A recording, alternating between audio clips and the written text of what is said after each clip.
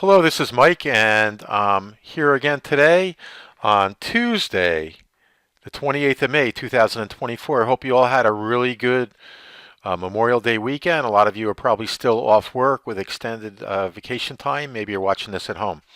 For those of you that are at work with me, thanks for being with me today.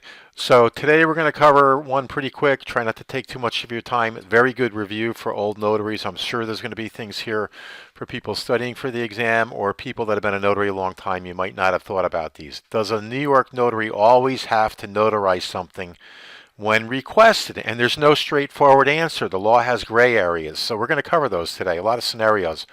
The answer is ambiguous. It's sometimes you have to notarize things, and it depends upon the circumstances. So it could be a yes or a no. So let's answer those question marks today and stimulate your minds. So the notary must officiate upon request, but not always. The penal law, 195, provides that an officer before whom an oath or affidavit may be taken is bound to administer the same when requested, and refusal to do so is a misdemeanor. This is a very broad stroke of the brush. There's a lot of exceptions and gray areas here, but you'll notice that the law only referenced affidavits. It left off acknowledgments. And for those of you that are studying for the exam, you might not know the difference between an affidavit and an acknowledgment. You're going to need to get more training for that. So anyway, the statute did not specify acknowledgments. It only specifies affidavits. All right, so it's not a misdemeanor to refuse an acknowledgement by omission, apparently. So when you take the oath as a state officer, you take on a public duty, which comes with responsibility with that duty and accountability and sometimes liability and legal liability, as we saw.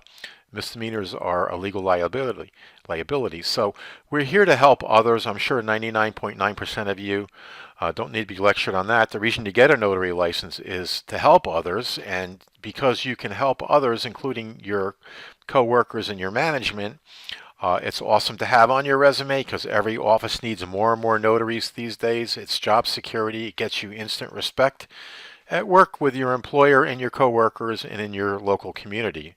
So that's why we get a notary license, basically to help others, and through that we get a lot of rewards as a byproduct, a very nice byproduct. So official misconduct, which you're charged with if you refuse to officiate on an affidavit, is a public servant is guilty of official misconduct when, with intent to obtain a benefit or injure or deprive another person of a benefit.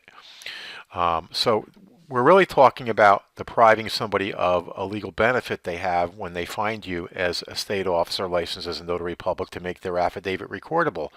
I think New York State puts a higher emphasis on the responsibility to notarize an affidavit because they're usually more important things under oath and they're very time sensitive.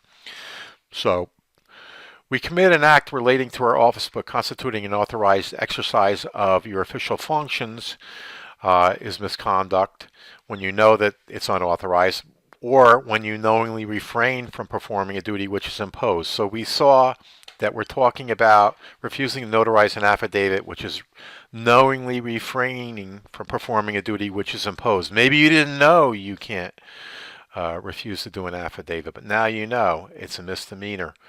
So, and it's by law or clearly inherent in the nature of your office. So official misconduct is a Class A misdemeanor.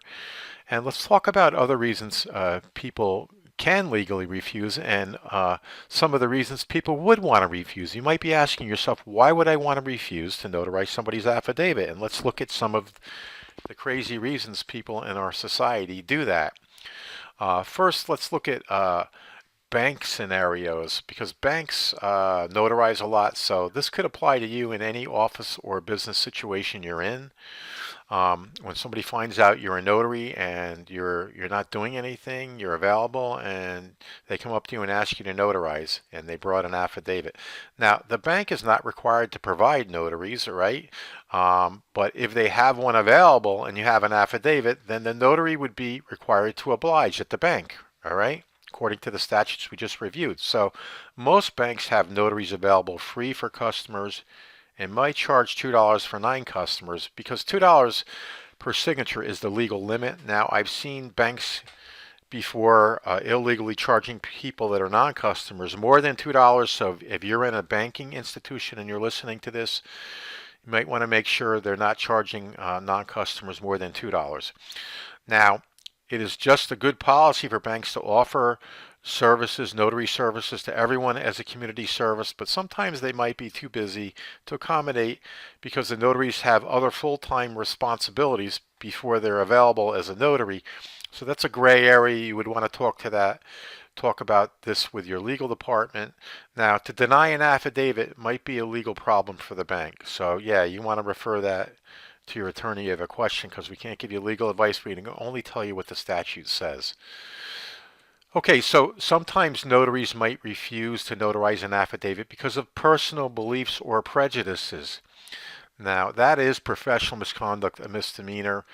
And examples are, there's many more examples than this, but like homeless people, maybe you don't like homeless people. I'm sure most of you aren't prejudiced because of race or religion or political party affiliation. These are the things that were really polarized today in our nation, especially lately in the news, are things with nationalities and certain religions going on with protests, and of course the political party thing. So you never want to deprive another person of a benefit, even if you don't like what they brought you to notarize, because it has something to do with their social standing, their race, their religion or nationality, or of course their political standing. We want to treat all people equal. Once again, I know most of you don't need to be lectured on this, but things are crazy these days, and some people get carried away. So I hope they're listening to this. Okay, so naturally, if something is illegal for other reasons, you must refuse to officiate, even for an affidavit. For example, if somebody brings you a will, it's illegal for you to notarize a will in New York State unless you're an attorney who's also licensed as a notary public. That's what the statute says. I'm sure there's gray areas where attorneys work around that with the paralegals, but we won't give you legal advice. We'll only tell you what the law says. We can't marry people in New York as a New York notary public, where notaries in other states can. A New York notary public, if they bring you the photocopy of an original government document to notarize it to say it's a certified original, you must refuse. And what if they don't have proper ID? We just did an update on the new laws a few months ago on the new ID requirements in New York State. They've changed that, so if you haven't watched that, look for the video on this YouTube channel, or I think it's still in the newsletter for you folks. So affidavit was not signed in your presence. You must refuse an affidavit if it isn't signed in your presence. People can't sign an affidavit and bring it to you. They must sign it in your presence, or you must refuse to officiate. So yeah, there are times when you must refuse to officiate on an affidavit. So I hope you found that interesting and that gave you a lot of food for thought. There's a lot of things to think about in here, a lot of real life scenarios going on today in New York State. Okay, so once again, as always, we'd like you to visit our website, www.howtobecomeanotaryinny.com. If anybody has any questions, you can always call me, Mike, at 347-427-9091. Always hit extension 1 to bypass the menu. Whether you're here as a licensed notary and you've been in our newsletter for a long time, or you're just watching this on a YouTube channel and you're thinking about taking a notary licensing course, please visit our website and go here to New York Notary online classes. For those of you that are already licensed and been with us a long time, of course, you can get your notary supplies here.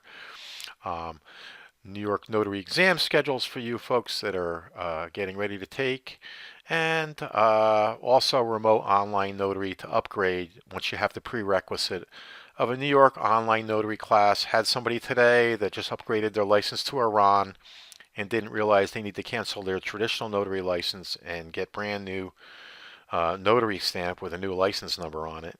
So of course on this website, if you're looking for Ron software, we have the #1 original one in New York, in the United States, approved by New York with a 10% discount.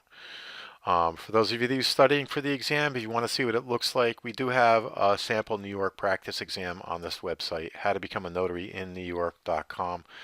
And of course, we have wall displays and logbooks for those of you that are studying for the exam. This can be an exam question. And for those of you that are already notaries and you don't know, you're required now to journal all of your notary transactions and keep that record for 10 years. And we have that available for you also. Okay, so as usual, thanks for watching. We appreciate all of you for spending your valuable time with us. Please like, comment, and share, and we'll see you next time.